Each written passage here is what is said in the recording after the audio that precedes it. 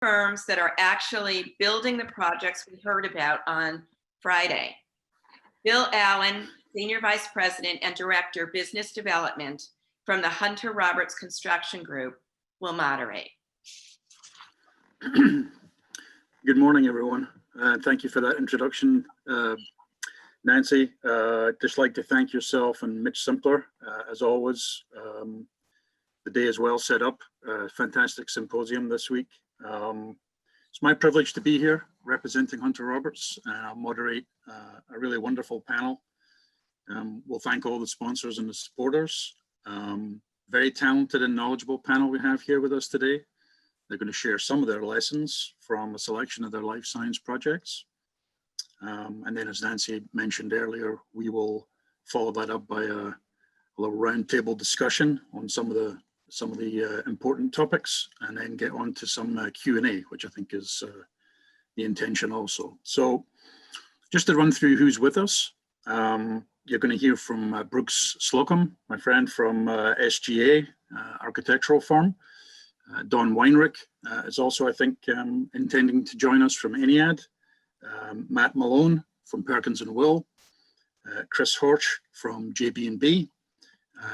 Joe Whalen, my friend from Lendlease. And last but not least, Theo Diamantis from Skanska. All wonderful professionals. I know them all fairly well. A couple of new ones there for me, but we're going to get right into it. So I'm going to take everybody in the order that we have on the schedule here. Dawn has just joined us. Good morning, Dawn. And so Brooks, could you give a little introduction of yourself and some information on your firm's projects and what you're working on right now? That would be useful for everyone, I think. Sure. Good morning, everyone, and thank you guys for being on with us. What a great panel. Obviously, the folks that that are on here are excellent in the field, and it's an honor to be with you all today. SGA is a Boston-based, New York-based firm. We have been working in the life science industry specifically for well over 10 years now. We have currently 4 million square feet on the boards that we're doing, and we have projects in both New York and the Boston metro area. Next slide. I'm the studio manager for the New York team, and we are doing a lot of projects that are around the country, some that are kind of currently working with different developers and workers and builders like the folks here. We have awards recently just for some of the design, some of our passive house, which we're trying to bring some of that technology into our life science buildings because of the energy requirements. And those are some of the more important pieces of getting to the next level of life science we see. Next slide, please.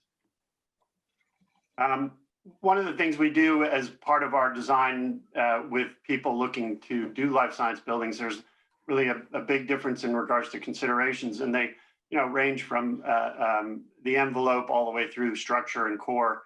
And these are some of the stuff that we look at and go into intense depth. This is a process that everyone kind of wants to take a look at when we're doing this. But next slide. We then work with our partners, and much like with Chris on JB&B, we look at the differences between an office and a lab project, what the differences are, where the building might overlap. Next slide, please. And then there's this big difference that is starting to evolve, especially in the New York market, but we see it also in our Boston projects, is the difference between lab ready and lab friendly. This is a building that has half of the building is lab ready, which you can kind of see on the left there, and lab friendly, which means the building is ready to go. All the infrastructure's there, all the shaftways are there, ready to be knocked out, but we're ready to build the other half of this building. But at this point in Kendall Square, that side of the building is the corporate headquarters, which is kind of interesting. So it's not yet ready, but if need be, the buildings can convert. And that's something to always keep in mind as we're looking at buildings, having that flexibility for the next level. Next slide, please. And then that same analysis is done. What is lab ready? What is lab friendly? In New York, it's an important feature when we're looking at a lot of the sites. what buildings can be ready, what buildings, have the better infrastructure to upgrade to. And this is some of the analysis that we'll do ongoing as part of the process. Next slide. In New York, we have several buildings that are up, some in New Jersey with 95 Green. We're also working a little bit further out with Thor on the Center of Excellence. We have a couple other buildings that we've been evaluating, and as I'm sure many people on the panel here, and we've done it with several folks on this call, looked at a lot of different buildings, and not every building fits the envelope of life science. Next slide. And we do a fairly good review, and until the building kind of meets enough criteria, both economically and physically, we're going to kind of take a look at it. This is 95 Green. It's a 340,000 square foot lab ready. We're with Thor Science, and we're just starting to get to we finished the drawings, and we're just getting bids now, and we're about to start construction on that project. Next with Vanderwell. Next slide. This is the next one, is just a quick view of how we're working with a campus out in Jersey for another 80,000 square foot building.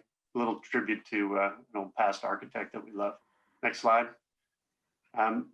And then this is one of the other more important pieces is incubators and accelerators that we focus on.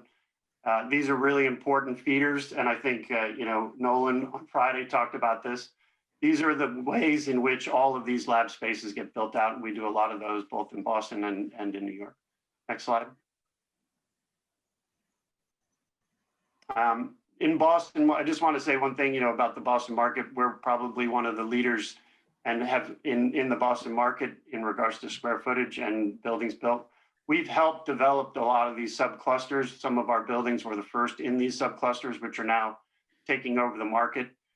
This is a really important thing for New York because we have, as I think, Nancy, you mentioned, super clusters. These are the things that we're trying to kind of bring together, but in Boston, it was built one after another. And this is kind of the same, a different format for New York, but it's something we should keep in mind as we move forward. Next slide. On the boards, we have now about 4 million square feet, as I said earlier, in different stages. Some are under construction. We have a bunch on the boards right now with some of the larger institutional players, both in New York and Boston. Next. And then, we're playing with a concept with a few folks here about a vertical orientated lab buildings. And this is, I think, the next step for New York to also consider how much higher can we go with these buildings. And a lot of it has to do with exhausting the fumes. But this is something that as we study, and we're currently looking at a few buildings right now, how does that happen? And this is going to be the kind of the key in New York, I think, to see how tall we can go with these buildings and be efficient. Next step.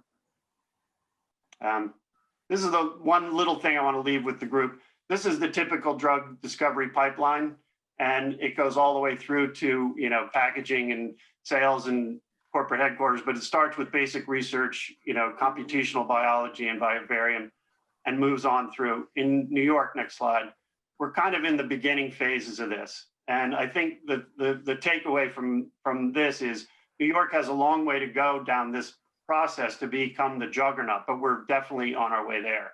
And I think if we can get these three elements, the basic research, computational biology, and vivarium locked in, I think we have a great future to fill out the rest of this chart. Next slide, please, and thank you. That's us. Thank you from SGA. Thanks, Brooke. That was a very good synopsis, and thank you for that. Yeah, I don't want to turn to Don Weinreich. Don, good morning. Don, would you like to, good morning, how are you? Would you like to give us a little, sure. A little bio of yourself and your firm, and then take us away? Sure, no, happy to do it. And there we go. Okay, so here's our little deck. So I'm Don Weinreich, partner at Ennead Architects, been with the firm for over 30 years, worked in many different building typologies, but certainly a heavy dose in the life sciences. So next slide, please.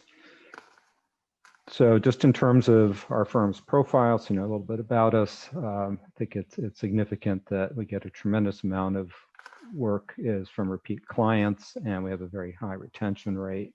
Almost half of our staff have been with us for 10 years, and the work is both performance focused and definitely design focused. We've won a lot of awards for our work.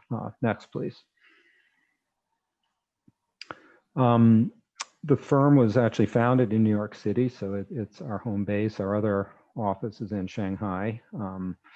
And in the course of working in New York City all these many years, we've done a lot of projects working in all of the boroughs and also on what I like to call the far west side over in Jersey City. We're working there as well. And that's allowed us to develop, I think, a significant expertise in how to navigate the city's unique regulatory framework. Next, please. To date, 22 of our lab projects have been built throughout the country. That includes New York City. Its totals over 5 million square feet completed, and over $3 billion worth of construction contracts. And in the next slide, you will see some of the ways in which we like to share our knowledge with the life sciences community, particularly the commercial life sciences. We held a symposium last November before the world changed to invite a number of thought leaders in various aspects of this somewhat niche field in New York to come and share what they know. It was well attended, and as soon as we get the all clear to get back together, I'm sure we'll be organizing another one of these. Please go on. So next slide, please. So throughout the firm's history, we've engaged in a number of different significant lab typologies and developed considerable expertise in them. Of course, there's the campus lab, freestanding building on a suburban context, very often associated with the university, more and more often being associated with a kind of knowledge district and including incubators and relationships for with commercial life science development gets integrated. Next, please. And in New York City, there's this unique typology, which Brooks began to talk about in his intro, which we call the vertical lab. These are high-rise labs above 85 feet. And in New York City, there are special provisions in the code, which were really designed to encourage lab development without such heavy restrictions on chemical concentrations that you would find in other codes. And that has allowed these very tall laboratory buildings. Some of them are 16, 17 floors, and there certainly are some upper limits, but we can go tall in New York, and we've done that on a number of occasions. Next, please. Of course, within New York City, getting things approved is a very particular process. Sometimes it's kind of straight as of right, DOB, fire department baseline of approvals. And in other circumstances, please go on, we have to deal with Landmarks Commission, City Planning Commission, if it's going to be a rezoning of a particular site. So these are all agencies that we have a lot of experience navigating. Next, please. On the topic, and Brooks used an interesting term referring to Boston of the kind of supercluster. There's, I suppose this is another kind of a supercluster here closer to home, and we have to credit Nancy Kelly for this concept of the bioarc. You can see it here mapped onto New York City, beginning in Upper Manhattan, and then heading over to the east side to the large hospital district, and then back looping around downtown, and then even over to Jersey City, of sites that are well connected to institutions of higher education and research. So these, we feel, are providing a well interconnected, highly linked network of districts where life sciences are taking off. Next, please. And again, I don't want to repeat what Brooks was talking about, but understanding where the demands are coming from will certainly help developers decide where in the city the right locations might be to develop a property so that it can feed into these various pipelines. Again, Nancy is really the expert we refer to in understanding where the action is in these spheres. Next. And in terms of how the demand gets met in the city, there are a couple of strategies that we're currently involved in. Adaptive reuse, certainly, it's probably the fastest and maybe one of the lower risk ones. Brand new ground up development, special permits, which involve rezoning, and then looking at options beyond Manhattan. But on the next slide, I wanted to show you something that we just brought online and are happy to make available to developers, is a kind of simple little 10-page white paper to help in the assessment of a property in the city. Primarily, this is focused towards adaptive reuse of office space that might be adaptable to commercial life sciences to help you get a quick understanding of whether a project might have legs. And obviously there's a lot more work to do, but we go through a rapid assessment regimen. Some of this you can do yourself, some of this we can help you with, and then you'll emerge from that process a bit better informed about what you might be able to do. Next. A couple of examples of work in each of these categories. Adaptive reuse, this is the New York Stem Cell Foundation's headquarters, which is in the Hudson Research Center. I believe it was the first lab that opened in that building on the far west side. Next, please. And building from the ground up, this is on the east side for Weill Cornell, a high-rise lab, the Belfer building, and you can see the kind of highly compact efficiency in that floor plate. It's a site that's only 100 feet deep, but it's about 300 feet long, and it laid out beautifully for labs. Next. And in the realm of special permits, which involve rezoning, we're currently doing that on behalf of the New York Blood Center on the east side next to St. Anne's Park. One of the unique aspects of this rezoning was we were able to persuade city planning that a high FAR made sense if we could keep the height and bulk of the building down. So it's sort of a stout tower, if you will, which laid out beautifully again for labs with about a 200 by 200 foot floor plate. Next, please. Almost done, Bill. And then looking beyond the shores of Manhattan to Jersey City, we're currently involved in this development, which was called Crescent Park. I believe it's now been rebranded as the Cove, which is meant to be a complete campus, live, work, play, research, headquarters, laboratories. You might never have to leave. Next, please.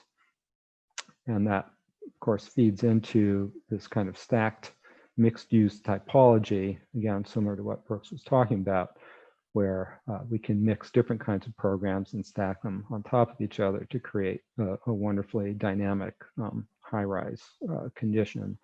And the map on the left shows the areas within the city where these types of projects can be fit in under the current interpretations of the zoning rules. Next, please.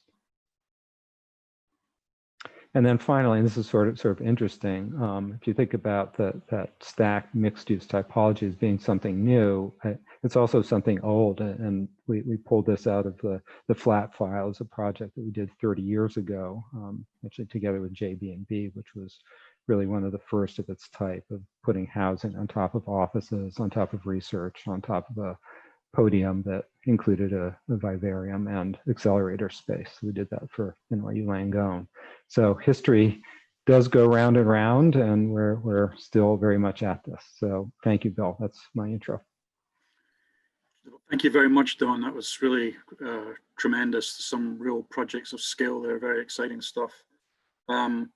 Matt, could you similarly, Matt Malone from Perkins and Will, could you give us a little intro and a little bit about your firm, Matt, and what you're working on? Absolutely, I'd be happy to, Bill. Thank you. Yeah, so Perkins and Will is, hello, Matt Malone. I'm a life science technology practice leader for Perkins Will's New York studio. And Perkins & Will is a firm that is one of the larger firms. We've been around for about 85 years. We've got roughly 25 offices and 2,500 employees worldwide. But my focus is New York. My focus is science and technology. So with that, I think we're talking a little bit about these adaptive reuse or renovation projects in New York City. One of them that has been mentioned is the InnoLabs project here, which is a joint venture with King Street Properties and the Goral Group. So this is about a 250,000 square foot building. Next slide, please. I'm going to go through these a little rapid. The building itself, the idea here that we're trying to lend to the creation of a life science cluster or to life sciences in general is the understanding of the need for collaborative space, for social space, for gathering space. The building is intended to potentially house upwards of three tenants per floor. So you may get a large mass of tenants depending upon how the leasing is ultimately progressing. And as a result, these ideas of these social spaces, these gathering spaces, next slide, please, become very, very important. So the idea here with this building was to try and make certain that the building had the space for that community, the ecosystem within the building itself to inhabit. But then even beyond that, the Long Island City neighborhood further enhances that by having additional offerings outside the door to offer. So next slide, please. So the laboratories themselves up on this particular high elevation laboratory looking back towards Manhattan offer some really interesting views. You get the kind of the gritty urban context that Long Island City offers, and then out the window you can see across the river to the healthcare corridor that Nancy was referring to, directly over, see the bridge in the distance, directly over the Cornell Technion campus. So it's a pretty interesting vantage point that I think places only like Long Island City can offer. You don't quite get those same views in Manhattan, of Manhattan. Next slide, please. So this is the Hudson Research Center, which at 619 West 54th Street, which has been mentioned a few times already. This particular space, and every project I'm going to show you here actually is developer based. Or developer begun and in some cases shifted gears from there. So this is a perfect example. Taconic had developed this space as a pre-built laboratory environment in order to entice tenants. And it worked out well in terms of the ability to turn over to Hybercell. So Hybercell came in previous to the completion of the project, and we were able to, because of the intent of flexibility within the design of this space, quickly pivot this to specific needs of Hybercell, and ultimately they were able to take occupancy in a very short period of time, which was crucial to them taking the space in the first place. Next slide, please. But again, you'll see within all of this is this idea of having the appropriate amount of social space, the amount of collaborative space that connects the laboratory to the office, kind of the lab environment where the bench work is done, and the office environment, which is the safer environment where we would encourage all the scientists to do their write-up work, not necessarily in the laboratory, creates this schism, and in that we tried to locate the social spaces. Please, next slide. And so you can see here the connection in the office space to the right, but the transparency into the laboratory to the left, which we felt was particularly valuable. And I can tell you that Taconic is interested in continuing building laboratory space in the Hudson Research Center. So we're very excited about that. Next slide, please. This is a view from the laboratories all the way through to the office space, just to try and show how we were maximizing the transparency within the laboratory environment. Context is important in these projects. This is the Memorial Sloan Kettering laboratory on 64th Street. And where I bring context into this is we talk about collaborative space. We talk about bringing things like natural light into these laboratories, but also we want to be contextual to our neighborhoods. And that's also important to make sure that the laboratory projects kind of take hold in New York City. So this is one where, next slide, please, where we were locating ourselves in, an Upper East Side residential neighborhood and needed to make certain that the building itself was not an obnoxious neighbor, that it fit in with its environment to some extent. So some of the things we were trying to do were look at the sun angles and how the sun approached the building, because it is south facing, but also we wanted to try and make sure that the building elevation, the height, the datum lines were correctly addressed. So next slide, please. In order for us to do that, so this is, you get an example of the facade of this building. The building design is based upon, again, sun angles. The idea of where we put frick patterns was based upon the hours of the day as the sun moves across the sky, so that we could maximize natural light into the laboratory environment. Next slide, please. But also, as I mentioned, the idea of being contextual, the building itself wanted to maintain the datum lines that were within the residential neighborhood, which caused us to really look closely at what we were able to do from an MEP integration perspective. The lower 2 floors of this building are predominantly mechanical spaces that are fed from an areaway you see in the back of the building there, to feed air down. So this was something that enabled us to focus the laboratories above and keep the elevation of this building. Despite what everyone says, I completely agree. The idea of tall laboratories is something that we have in New York that many other places don't have. But this was an argument where there was an interest in making sure we were staying contextual to the environment that the building was being placed. Next slide, please. And so this is an idea of inside the laboratory. This is a diagnostic laboratory as opposed to an R&D laboratory, which goes to what Brooks was suggesting about the full spectrum of life sciences in a place like New York City. Next slide, please. This one is not a lab building at all, but I bring it up because it is very crucial to some of the things we're talking about today. So this is the North American headquarters for Unilever Corporation. And this project in specific, next slide tells the story better, is an existing building or an existing collection of buildings in suburban New Jersey. And Unilever was interested in looking for other options. And through the developer, what we were able to do was convince them to kind of stay in their location. If it made the most sense for them, we could make this building something that better fed their need. And their need being, we want to try and make sure we have a sense of place and we have a certain connection to the urbanity. The views from Englewood Cliffs here to Manhattan are actually pretty spectacular. So they weren't interested in necessarily doing away with that. But in order to make this happen, we were trying to create these collecting spaces, repurpose the building specifically. And in this particular case, an enormous amount of technology was integrated into it, which I think is going to become more important as we move forward in our post-COVID world. So please, next slide. So there you get the idea of, and forgive the drama of the rendering, but you're looking at the George Washington Bridge with the sun kind of peeking over the skyline there. And this is the overall collection of the buildings as it was repositioned. Next slide. And the interior space that was created, which was previously the unused space between the buildings, there was an elevation change we needed to make. So we created this environment that became a large gathering place for the entire of Unilever. And this is actually an outdoor space that has just been kind of roofed over, and in fact is a very, very moderately conditioned space. As a result, it is essentially a 3-season room, for lack of a better description. Next slide, please. And this speaks a little bit to the technology integration that I was referring to. So this is a smart building. This particular building really, really took advantage of a lot of IoT components, which I think, again, as we're getting into an environment where we need to maintain things like social distancing, some of that live integrated information feedback enables, in the case of this building, it enabled Unilever to, in theory, shut down and reposition all of their staff during summer hours. If they didn't need to keep a building online, they could tell all of their employees with flexible seating to move into another building. But in the case of, say, COVID, this enables them to spread themselves out a little bit more and understand exactly who is there and where they are, so that they know that they're maintaining their social distancing requirements. Next slide, please.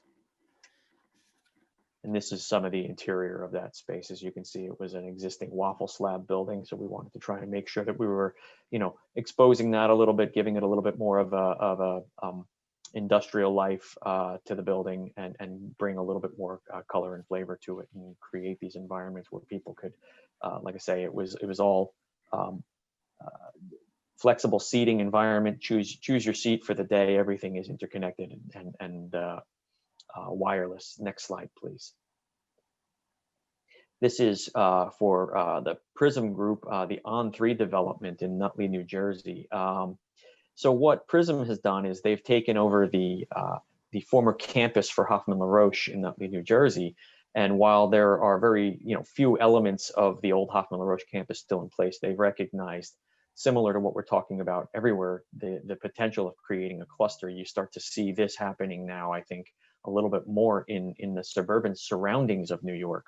Mm-hmm. This one, One Molecule Drive, is a proposed property that shows, the On3 development is one that has residential component to it, one that has retail component to it. There is a medical school, the Hackensack Medical Center has their medical school here. And beyond that, there's other industries, including a pilot plant, I believe, that is in development for a group that came out of New York, a Modern Meadow on this campus. So this is something, next slide, please, that is a bit speculative, and we hope to see this happen as the other buildings that are currently on campus take hold. Next slide. Something that's particularly unique about this campus is that it has its own cogen environment. So it's incredibly energy efficient in that regard. That was something that the Roche people had put in place. Next slide. So this is a somewhat older project, but I brought it up because I think it's kind of pertinent as well in today's day and age.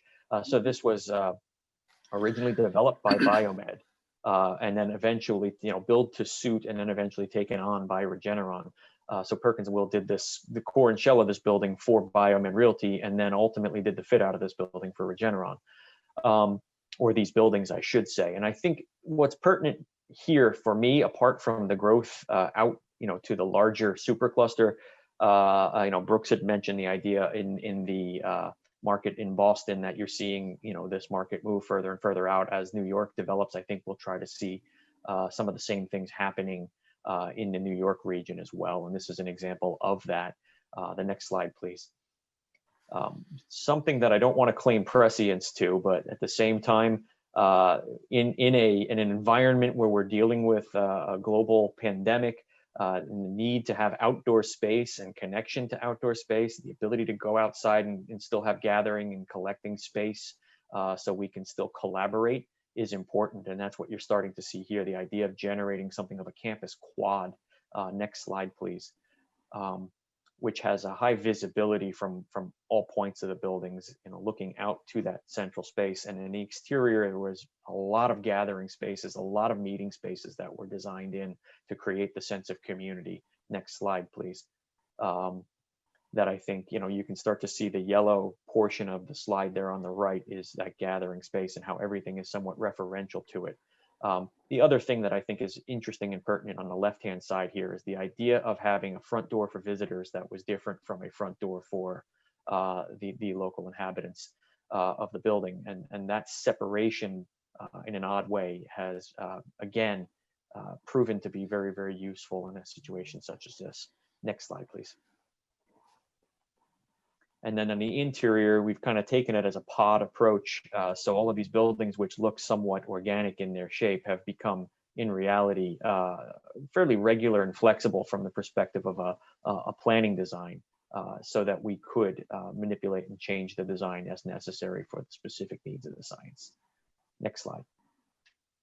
And that's what I've got to offer you. I wanted to just try and make sure that we were keeping attention to the current things of the day that we're seeing. So I hope that was beneficial.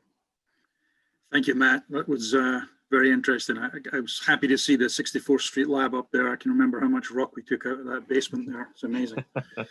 Right? We have one question from the audience that I wanted to get to before we go on. Considering, this is from Mark Rosenberg, considering the unique specifications of a life science tenant, how are you able to offer pre-builds? Were the labs at Hybercell included in the pre-build program? The labs at Hybercell were built by Taconic before Hybercell was actually online. Now, I mean, that's a little bit of a misconception because Hybercell did come on as we were building them. But but ultimately they were designed and in construction previous to Hybrid-Cell. And what we've kind of said was, we understand certain things about the market in terms of the biotech market from our history. Like I said, we're an 85-year-old company. We've been doing a lot of work, commercial science work in Boston, Cambridge in particular, but other locales as well as the West Coast, and we're particularly strong as well. So we've taken a lot of that benchmarking information that we've got and tried to be honest with you, tried to hit the highest possible common denominator.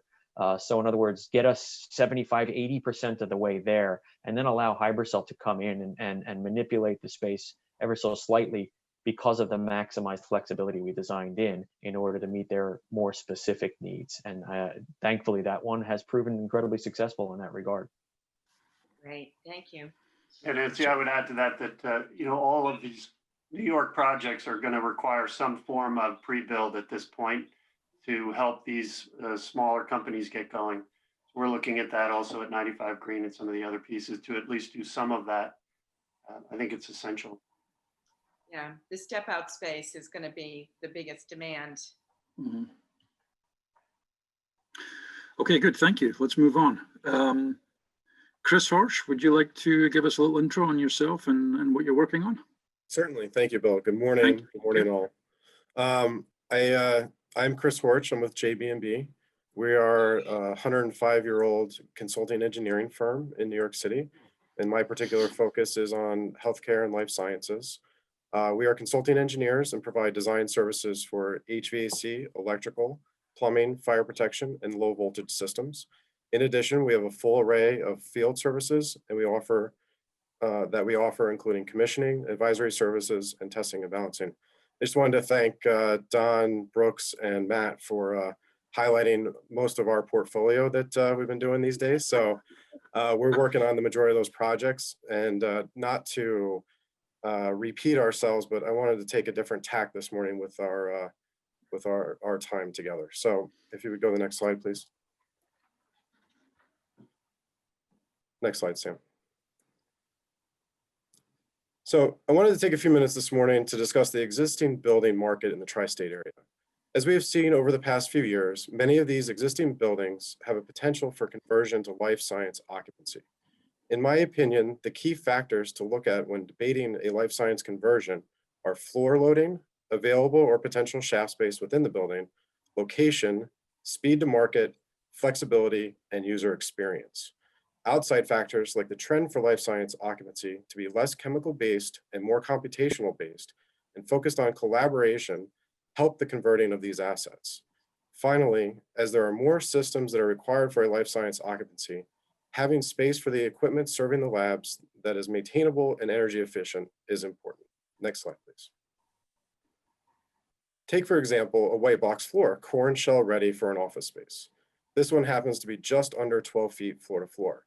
Traditionally, you'd say no way for a life science occupancy of that floor to floor height, looking at more like 14 to 15 feet.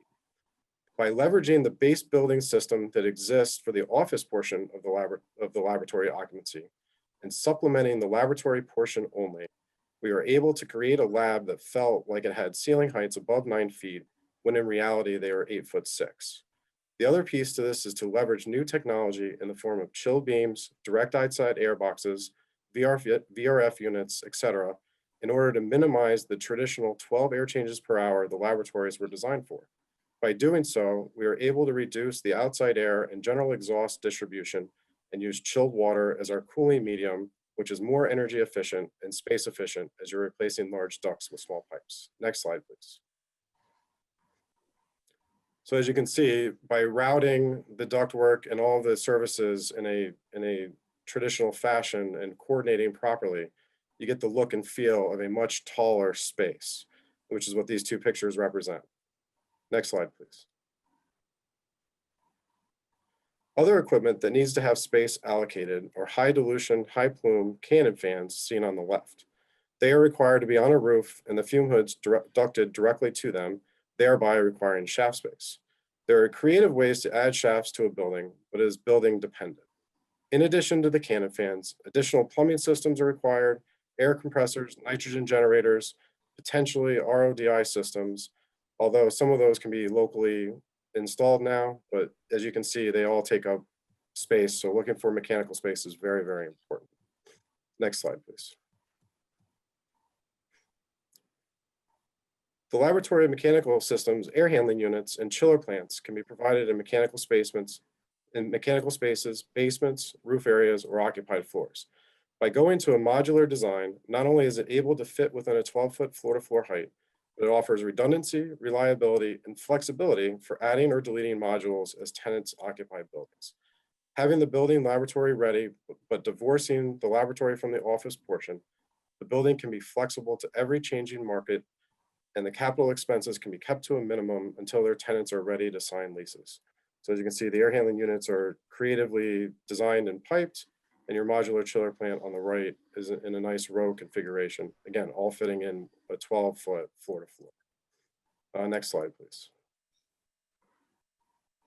So I will close by saying that the laboratories of the 21st century have the look and feel of a tech company corporate office with the collaboration spaces and open laboratory design, instead of the laboratories that are thought of with closed off walls, individual benches, and minimal daylight.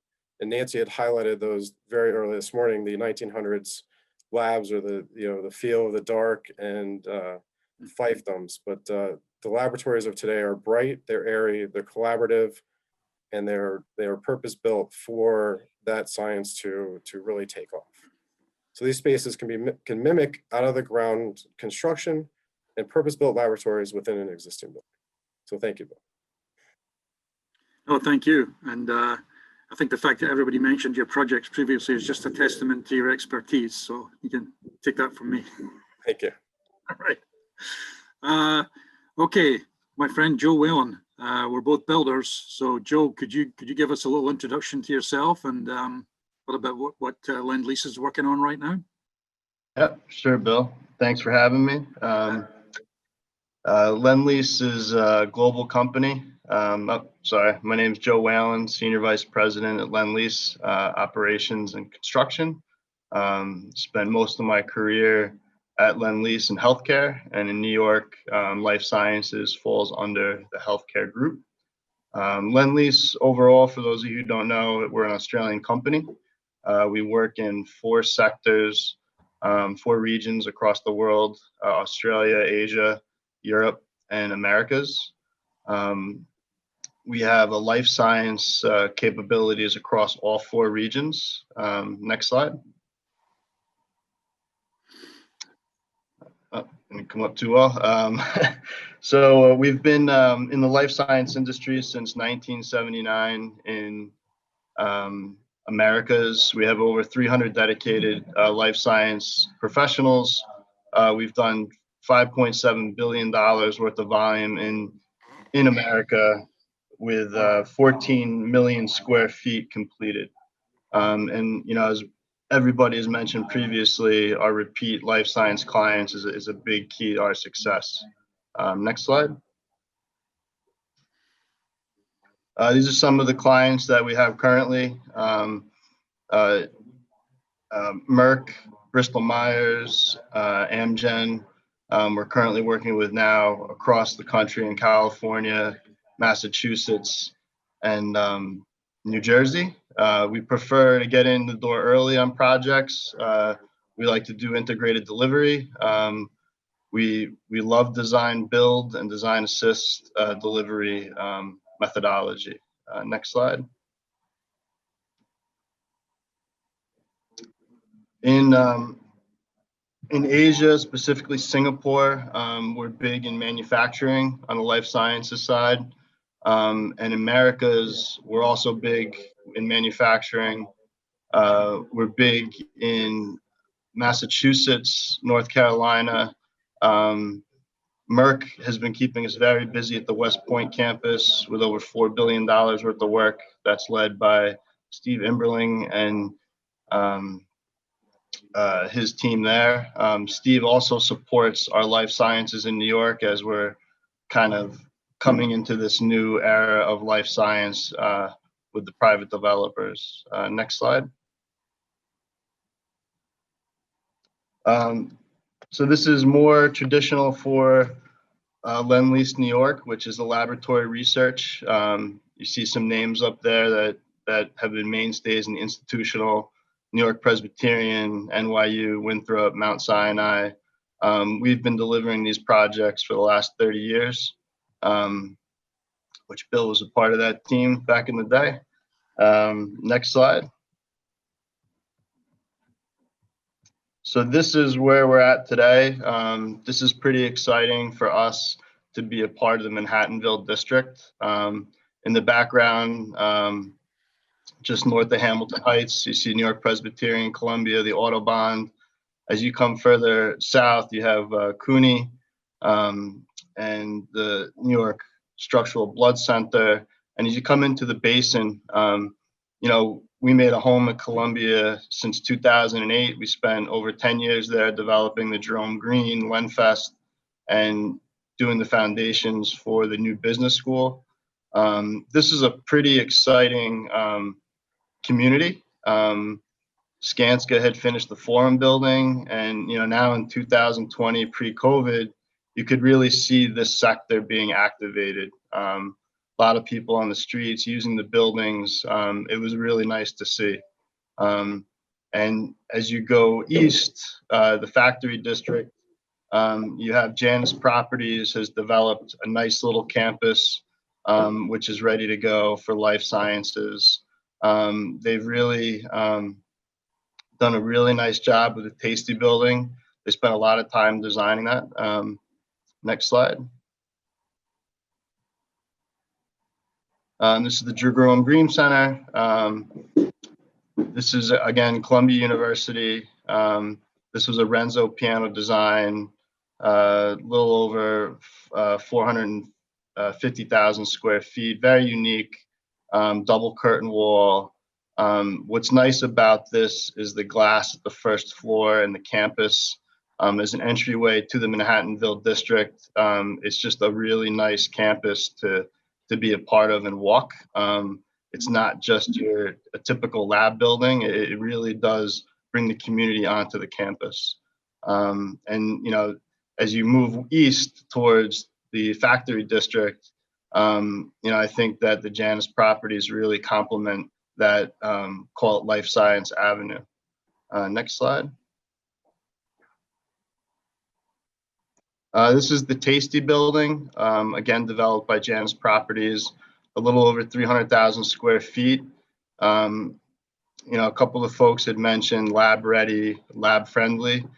This is a lab ready building. You know, I don't know what's been advertised on the street, but I will tell you, this is a lab building. The flexibility of this building is in how the air handler units and the air systems are delivered. You have the ability to split floors, east and west, into a 2-tenant occupancy, or you can take multi-floors. It's very flexible, very dynamic building, and it was built specifically for lab. So I think they're gonna have a lot of really good success, especially with those startup companies coming into the New York market.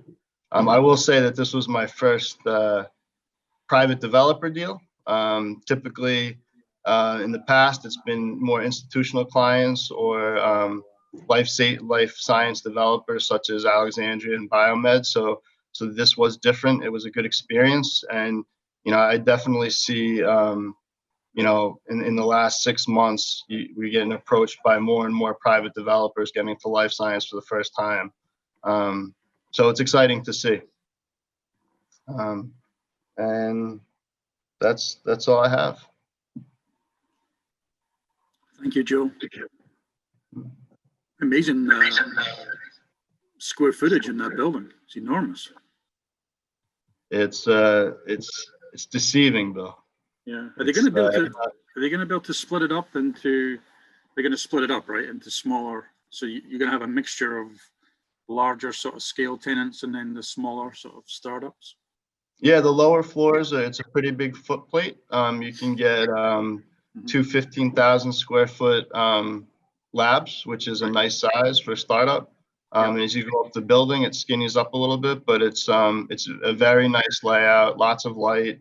You know, it's positioned well. It's in a really good location right next to Columbia.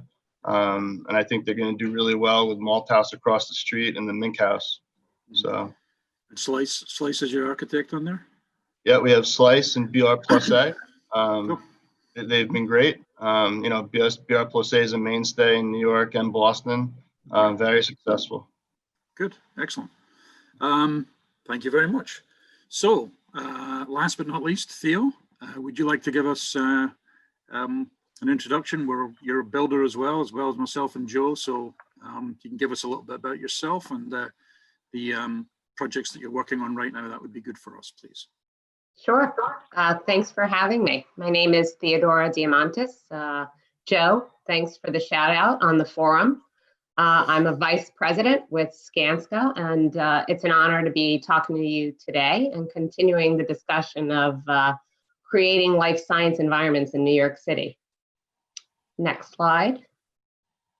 Next slide. Skanska is a global construction and development company. We're based in Sweden.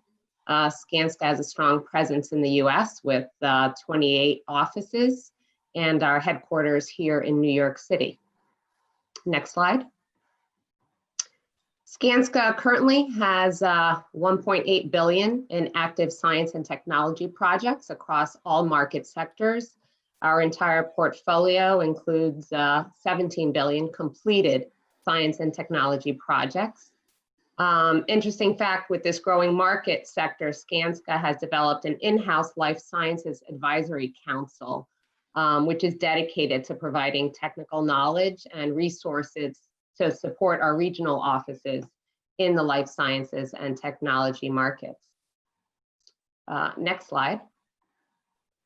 Familiar screen, you've seen this before. Our corporate headquarters in the 90s was located in New Jersey. It just so happens that the pharmaceutical industry giants, like the names you see on the screen, were also in New Jersey. As a result, Skanska built its reputation as a leader in the pharmaceutical construction industry. And over the years, this reputation and our history of success naturally expanded our expertise into other similar markets, more specifically healthcare and life sciences. Next slide. Try and go through these quickly.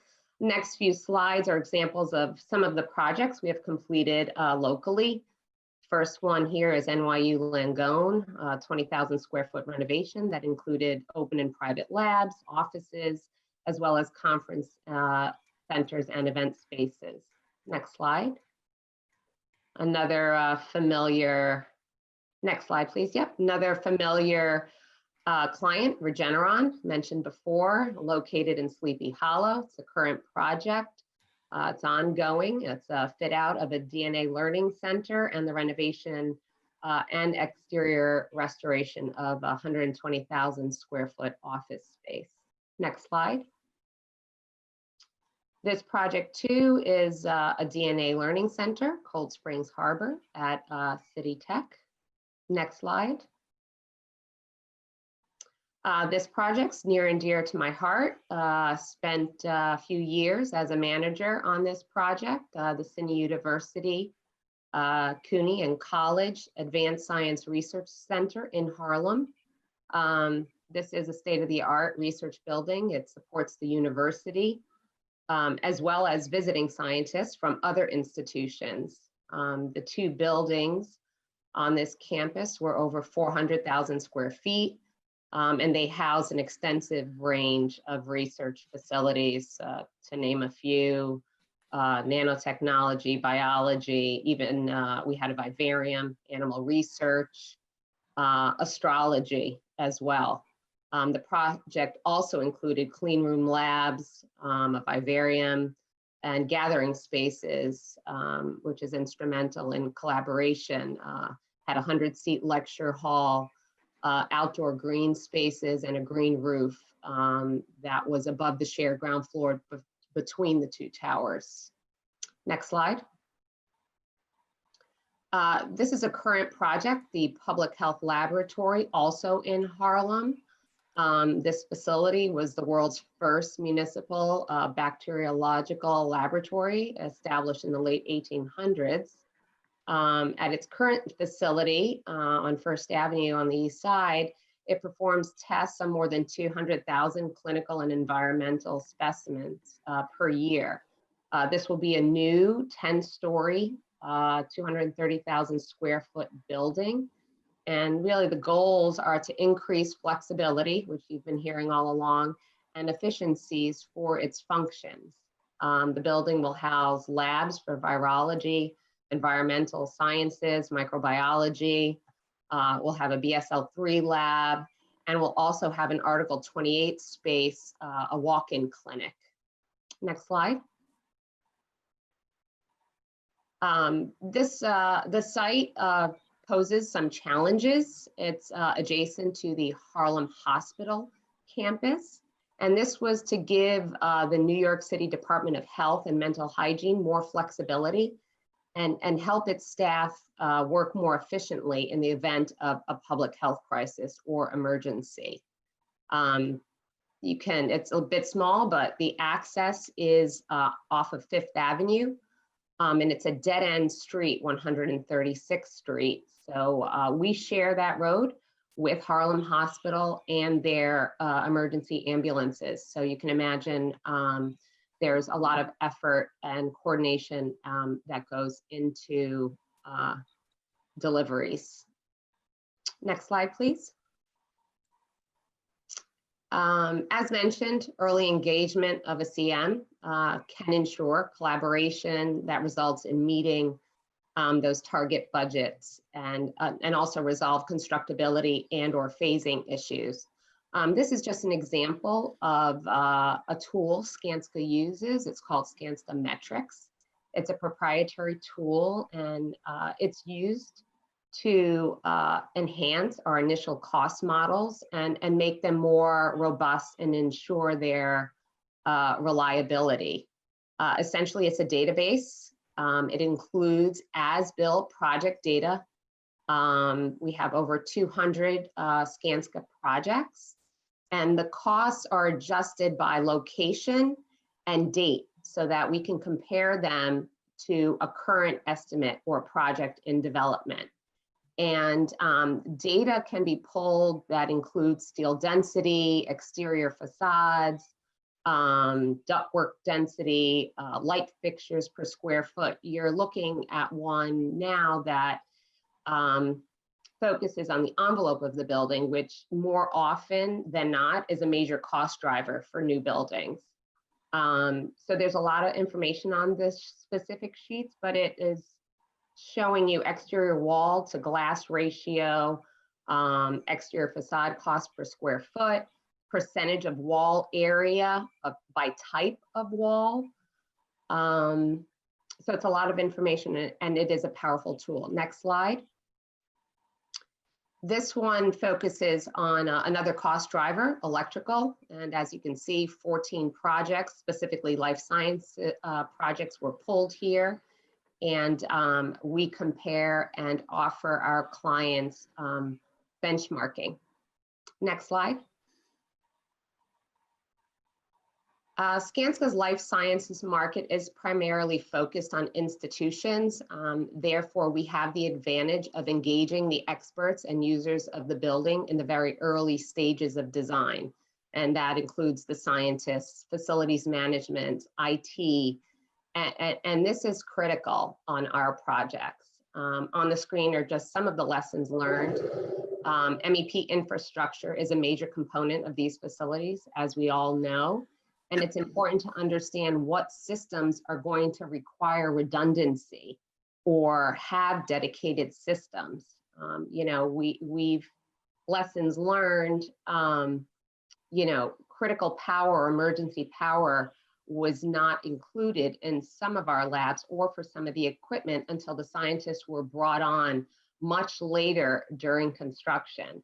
And, you know, that poses a schedule and cost impact. And we like to address those earlier. You know, we've learned a lot over the last decade. but this is definitely a lesson learned.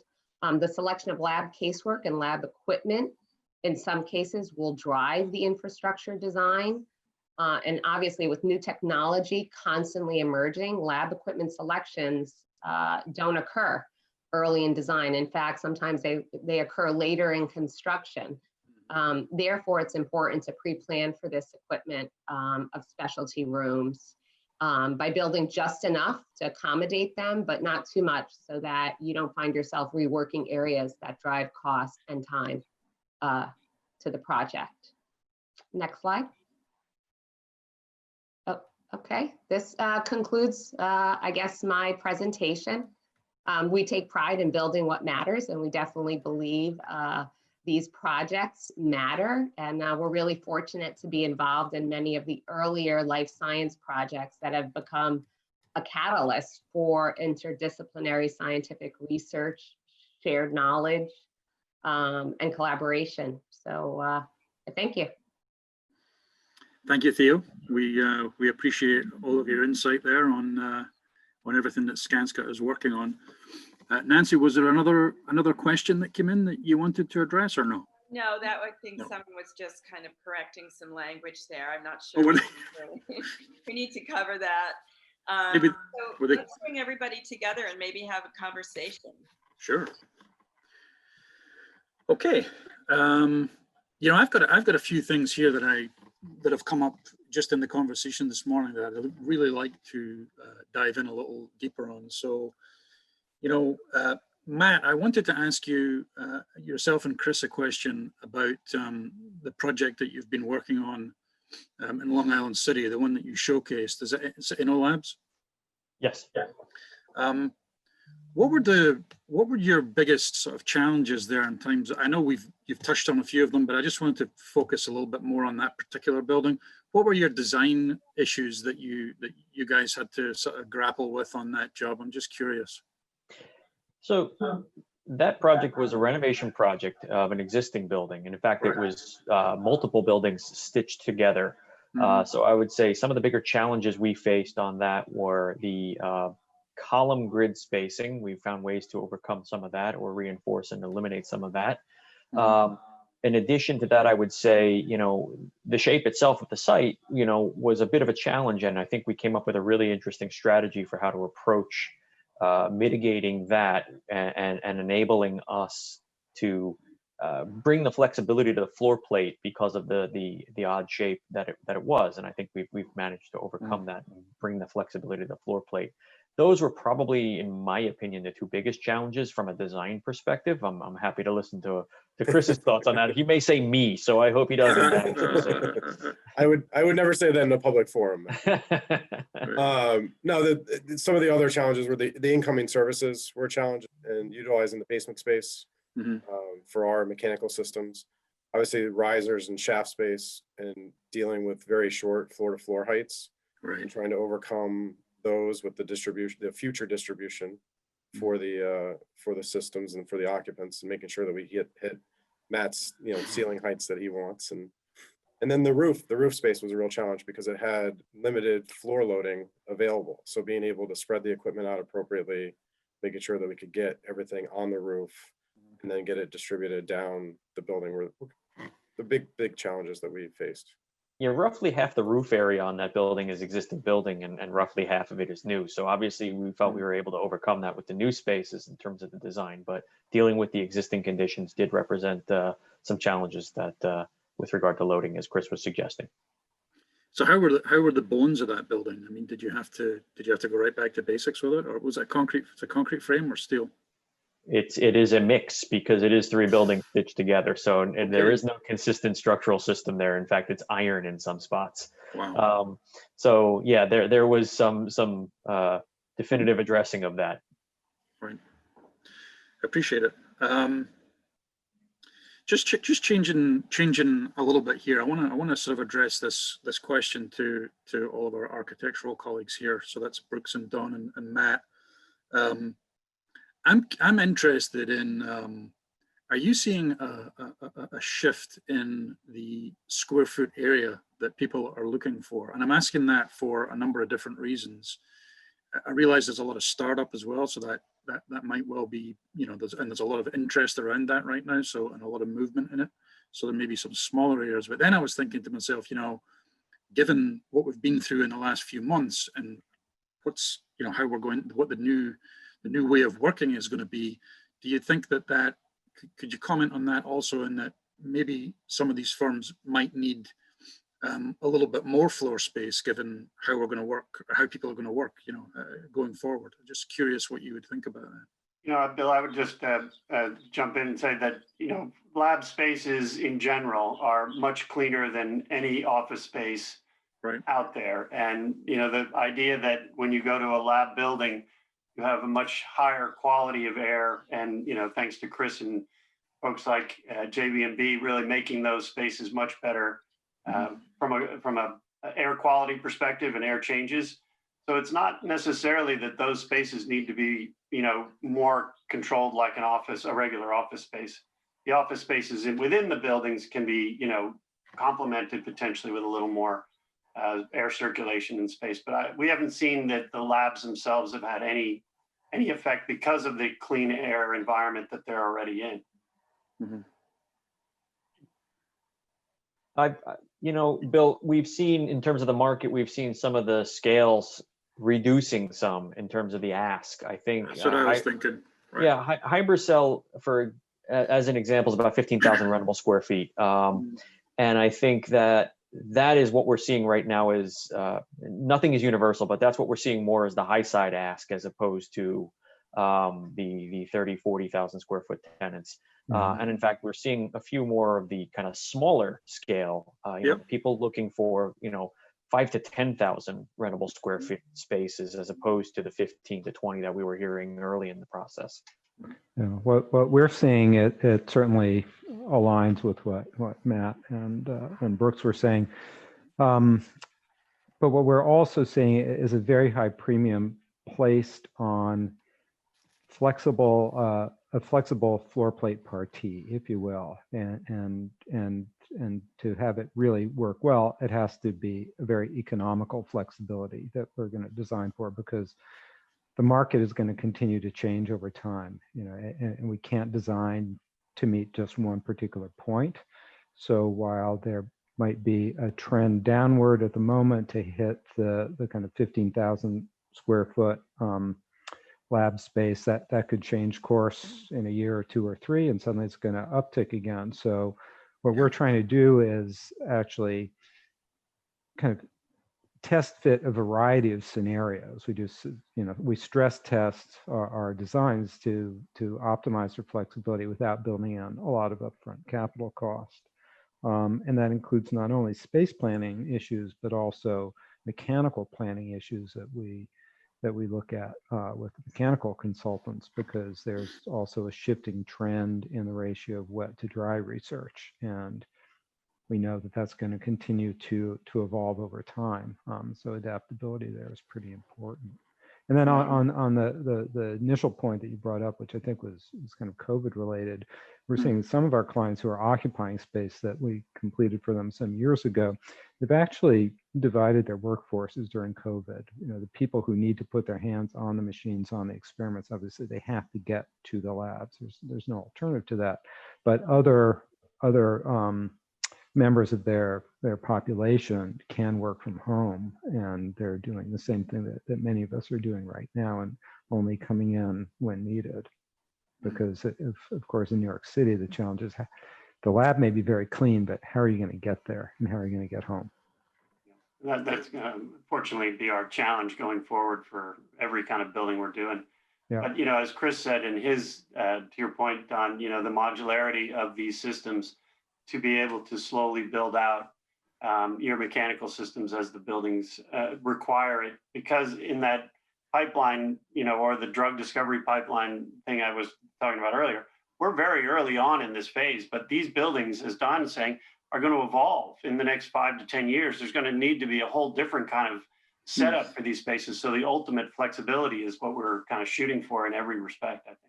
Yeah, and the beauty there is that as long as you've got the space allocated, then you don't have to put the capital out up front. And a lab today is more like an enhanced office space with a few synergies and a little bit of nuances. But in terms of the infrastructure, you build out what you have to build out for an office, and then you can supplement it in the future as the tenants sign leases and things like that for the modularity and flexibility. Yeah, Long-term space is allocated. Right. Yeah, and as they need it too, because there is this move towards digital signs that's potentially some companies don't need very much wet lab at all, as you guys were saying, and I think that's going to evolve. Some companies may need a lot more, but that's kind of a little further down the line for some of these guys. So it is going to be that the flexibility is going to be the key, not necessarily any COVID response right now. And the definition of flexibility, and this is something that we also look at with our friends on the construction side, is imagine a building that's partially occupied, and now here comes a new tenant, or an existing tenant needs a change. How easy will it be to implement those changes without disrupting a building that's occupied? Because that can be a huge setback to tenants.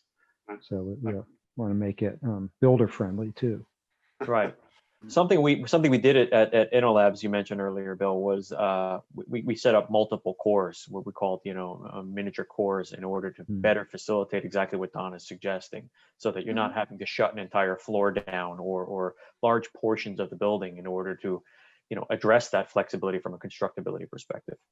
Yeah, and appropriately finding dampers and valves and things like that to make sure that you can shift during construction and things like that are important. So multiple shafts, things of that nature.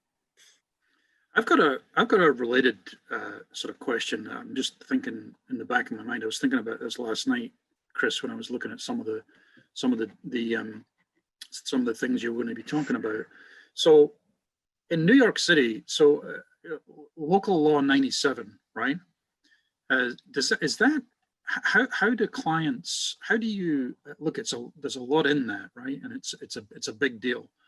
And I know that you're planning and designing around all the requirements of the energy efficiencies and all the rest of it. But how does that impact when you're talking to a client about a building they're looking at, or a space they're looking at? Is that an off-putting thing? I'm just curious. I'm not suggesting it is. I'm just asking if do you have to educate clients on that when they come into New York City? There is a piece of education there in terms of local law 97 and the deep carbon reduction. Right. And you look at it in two different ways. You've got the short term, which is between now and 2030, and then you've got 2030 and beyond. And the real conversation has to happen with the client up front. Is this a long-term asset that you want to hold on to, or is this a get in and get out kind of flip? And there's two different approaches depending on the answer to that question. Right? For the long-term assets, we don't necessarily want to go all electric today. Right? The grid's not ready for it. Electricity is extremely expensive compared to gas right now, and those things. But you have to make the building carbon-free ready, and you have to be able to flex that building in the future to an all-electric source. And that's what we're doing with a lot of these clients. Is not that we're building it out as all electric right now, but we're preparing the buildings to become electrified in the future. And with that, we're taking another look at how the energy is used in the building and what we could recapture before we send it to the out of doors. And we've come up with a lot of different ways for energy recovery, for reusing condenser water or transferring heat from the interior to the perimeter, and really trying to simplify the design, but still use every single ounce of energy within that building, trade it around the building before expelling it to the out of doors. And those are the conversations that we've been having. And we believe that we've got a pretty good handle on it and a lot of solutions that are available for that future proofing of those buildings. And I would also add to that, any of the curtain wall and the exterior envelope is a critical component to trying to make it as efficient as possible, even though we're throwing so much air out of the building. I think, we were all, both Matt and Don teams are really looking hard at making sure those are great curtain walls so that those projects can start becoming a little bit more efficient than they used to be. Yeah, there's a lot of technology out there, right? I mean, between the chill beams, the direct outside air boxes to reduce the outside air components, slide everything to chilled water, heat recovery on the hot water side, smart track systems, and measured air systems on your cannon fans, heat recovery of the cannon fans. There's so much out there now, and there's a lot of moving parts and a lot of things that we can plug into a design to make it extremely energy efficient. Skin design's an interesting perspective, though. It is a challenge in New York City with the way that square footages and zoning square footages and such are calculated when you're dealing with existing buildings, because oftentimes there's a low-tech method of approach with skin design to cut down on heat gain and things like that by having a deeper facade, but you're losing rentable square footage in the process, and finding the appropriate balance there, and maybe even at some point down the road addressing that with revenue or with the way that the city calculates zoning square footage is something that needs to be addressed. But I do think it's something that is, again, a low-tech version, a low-tech methodology for approaching things like local law 97 or just sustainability in general with regard to skin design. And I think it's something that should be reviewed again.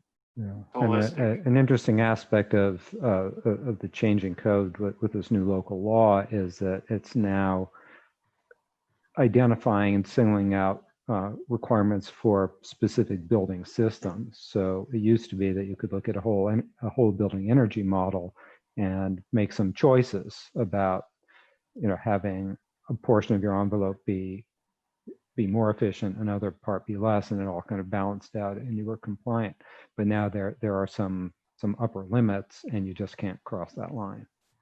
Yeah, and everything that you all said is 100% correct. The curtain wall and the integration between the curtain wall and the mechanical systems is really important. In our energy modeling group, we've found that these higher interior loaded buildings, the lab buildings and things like that, actually benefit from infiltration during certain points of the year in our climate. So you have to weigh that balance as well, because in certain times of the year when I'm getting that infiltration in the curtain wall, I'm actually getting a benefit from my mechanical systems because I'm getting that BTU out the door free, basically. So as you tighten down and go towards the passive house, we still have to look at that very carefully, because if I lose that infiltration, I'm losing some of my free cooling during the year. So more holes in the building. I'm not Yeah, suggesting It's smart holes. some Smart operable holes in windows, the Chris. building. Can we have some operable So, windows? Bill, we have another audience question. Yep. It's from Daniel Kastner. As you are providing multi-tenant spaces, are you finding that the landlords are providing common lab amenity space in situations where the individual tenant may not be able to afford to provide it themselves? I would say Absolutely. from the variety of projects that we're doing, that's a big component. And it's all being evolving on some of these New York City projects. It's, I think, as Matt identified, a critical component to InnoLabs. And, it depends on, what the pro forma is for the landlord as well. How much can they afford at this point? But I think there's always a room left. We're always trying to provide additional amenity space, because I think there was a great point made. That's where a lot of the science happens, in these spaces where companies do interact and create casual kind of interaction that does change the science in a positive way. So you can't not do these without amenities as a component that join all of them together, not just one floor. I think you guys would probably agree with that, especially the Absolutely. one we worked on many years ago. There was that whole piece between labs and offices that made people interact. And I think that was, one of the first groups that really did it well. Theodora, you must see this in your work with biolabs, right? You must have had to really focus on the shared support services for those companies that were in the incubator. Yeah, that's a major focus of especially the institutional projects. They don't want to isolate these buildings to just the people doing the research. They want to engage the rest of the campus and the community.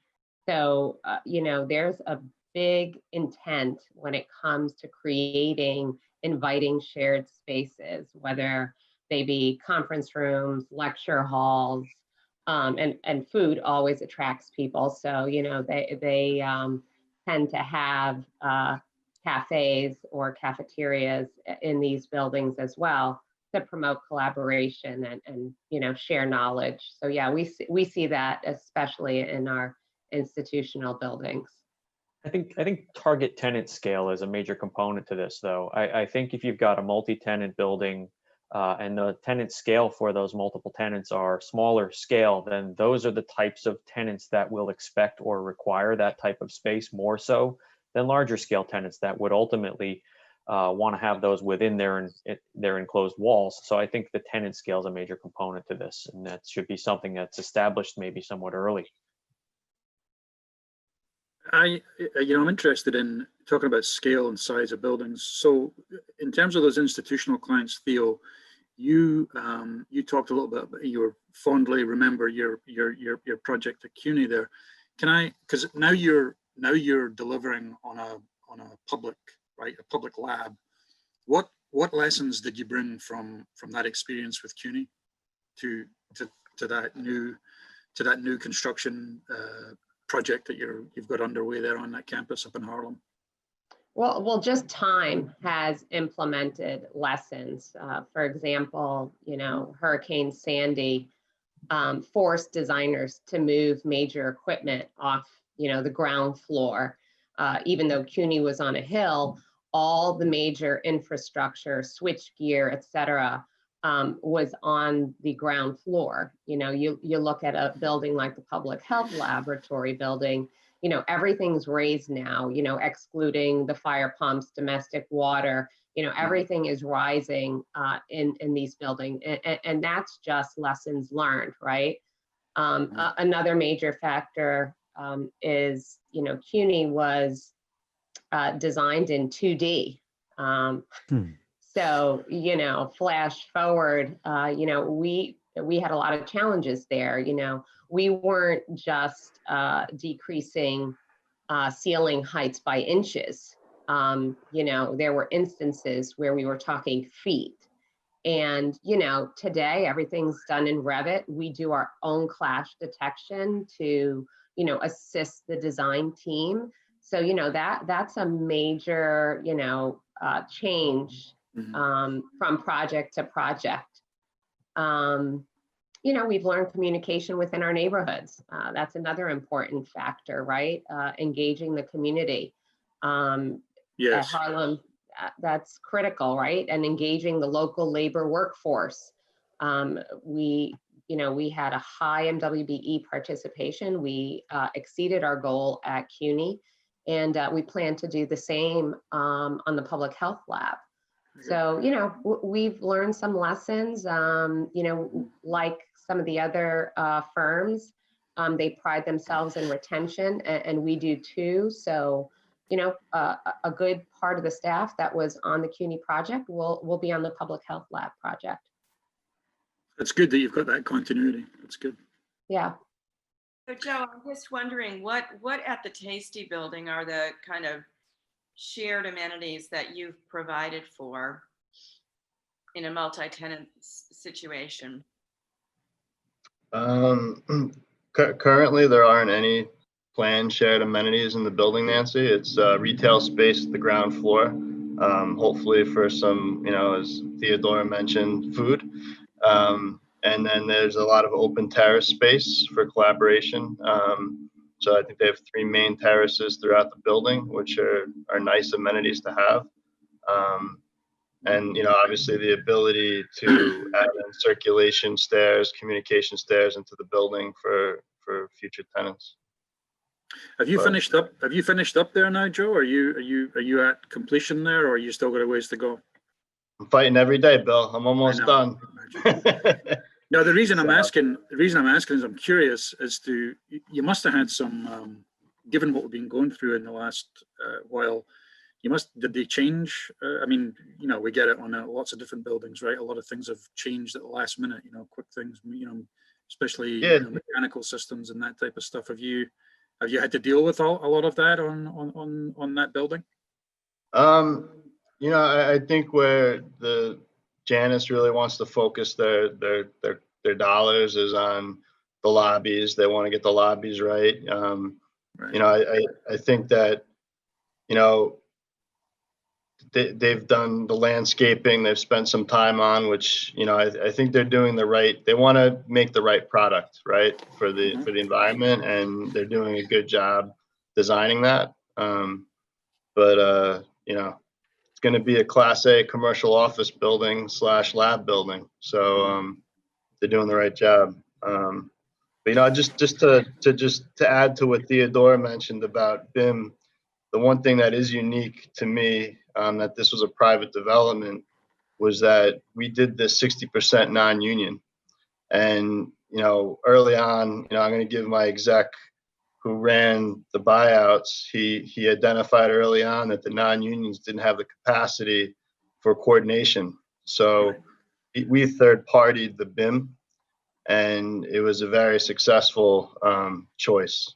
So just to echo what Theodora had mentioned, it's vital that you have that, and you want that when your tenants come in, so you can give them a record of what was put in place. So that is a big challenge with the non-union component. So as private developers come in and they want to do everything cheap, just keep in mind you do have to spend some bucks on the coordination. Yeah, it's probably a good investment, all right. I mean, oh, it's 100%, right? I mean, everything we do, right? I mean, you look at all the systems that Chris, you know, tries to get us to squeeze into, you know, 2 square feet. It's tough, right? And, you know, we do want to make sure we have the proper access, and, you know, at the end of the day, we want to make sure the client's getting the right project and the right delivery. yes.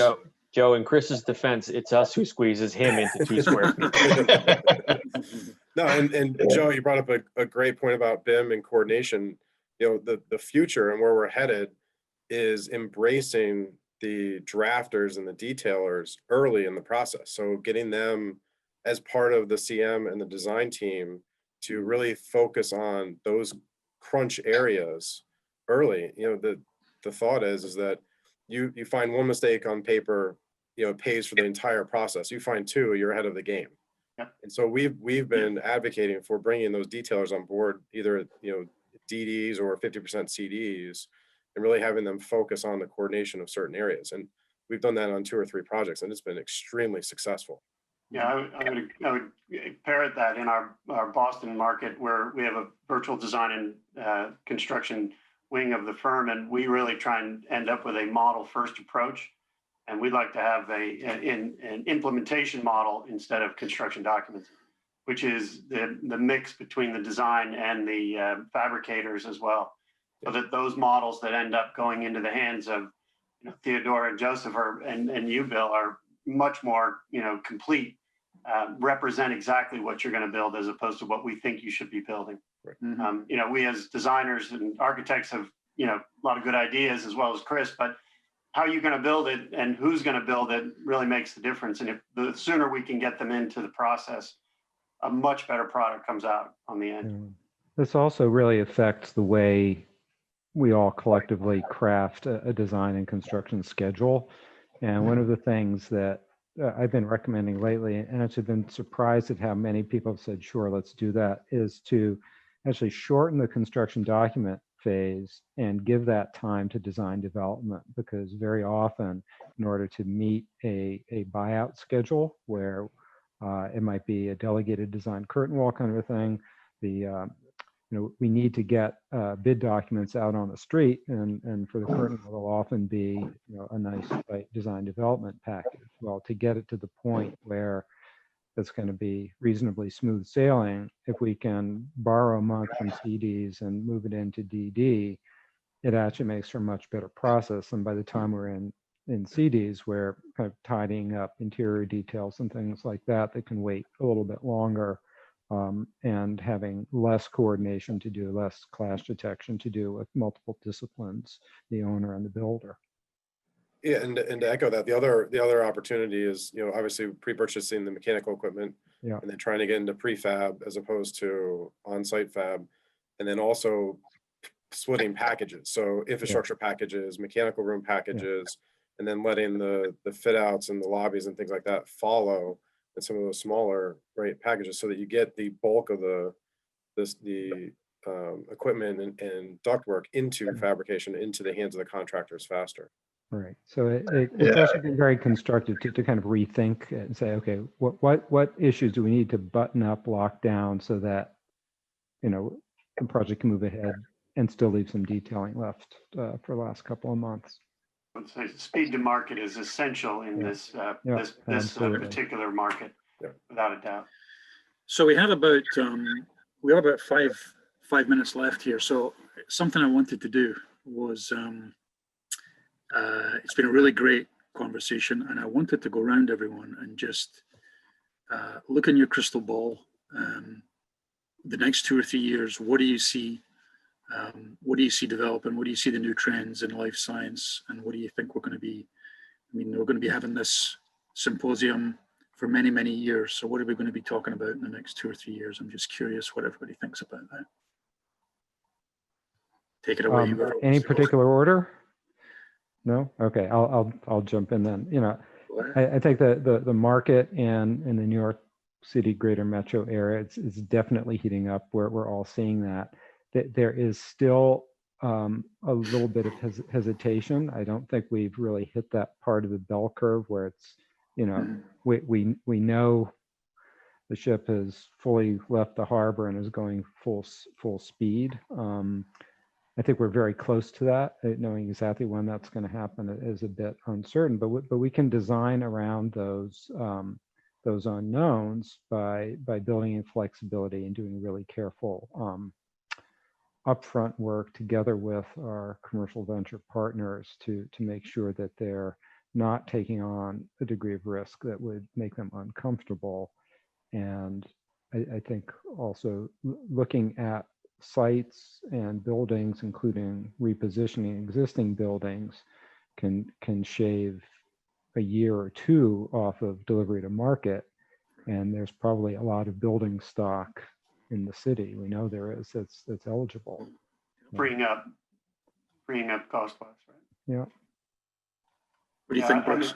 Yeah, I would just add to Don's point that we are seeing a shift in New York in a way that's quite dramatic. Obviously, the office space of the 2 years ago is much more available now, and I think the repositioned pieces are becoming much more attractive for this type of user. But we wouldn't want to also change what's going on in New York. What we do in life science buildings can be implemented in many of the office buildings at a smaller, less robust scale in order to allow those buildings to become much more usable for just the regular office environment. So I think we're going to see a kind of an integration. And I think, maybe it was Matt who mentioned that these building spaces are very much like tech spaces anyway, which were the kind of trend for office buildings going forward.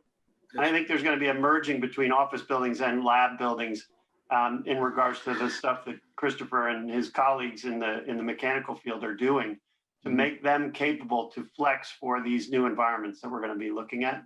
And if you need to and can transition those buildings to lab at any time, modularly, we're going to have that ability with any of the repositions and new buildings that we're designing.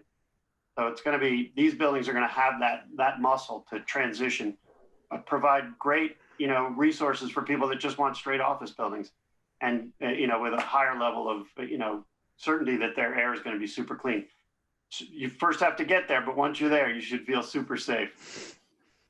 I think that's where we're going to end up in the next 5 years. Okay. Theo,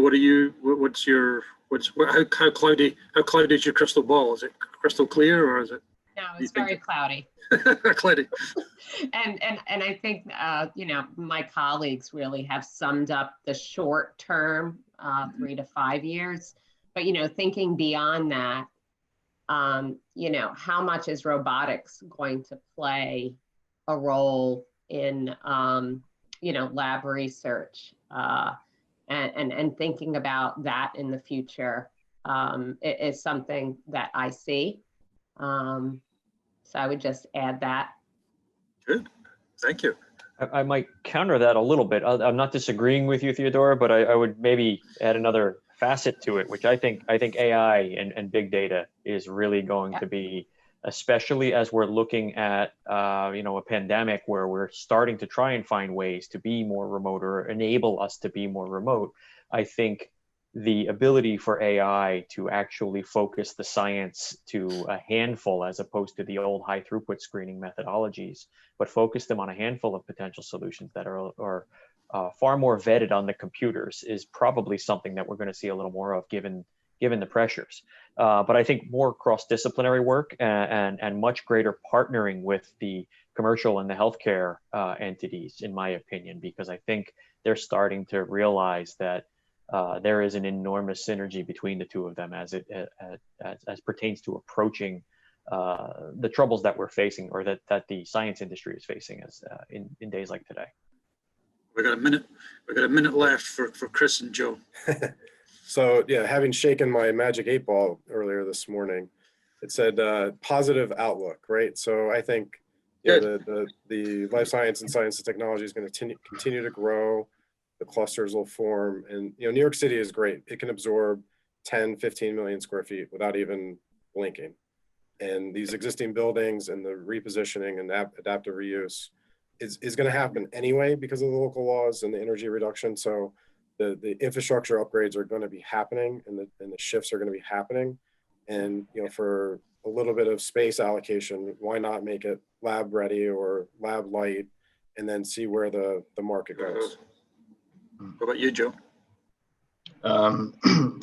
We went from this institutional life science over the last 20 years into what I'm going to call the private future. And I'm really excited to see what the infusion of private equity dollars does to, the types of buildings that are delivered. I think they're going to be unique and, very sleek. And I'm excited for that. I think it's going to be refreshing.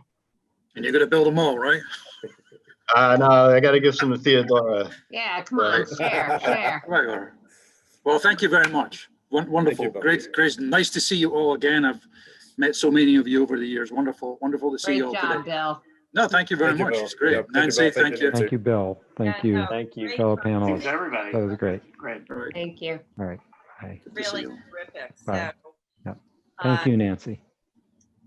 obviously, we're very excited about what's going on with all of the projects that are happening in the city right now, and where they're happening. And we've just heard from the people who are building them. So we're learning a lot and we're building a lot. Now we're going to shift gears, which is actually very, very exciting. And we're going to shift gears to the tenant side of the equation and hear from the companies who are building the New York City Life Science Cluster. In the first panel that will happen after our break, we'll meet the New York City Life Science companies that are leading the way. And that panel will be moderated by John Pennant of Eisner Amper. And then we will shift to the spectrum of companies that are in New York City, from therapeutic companies to diagnostic companies to tools and technologies to synthetic biology. And you'll hear a lot about the different kinds of technologies that the companies are using to develop their products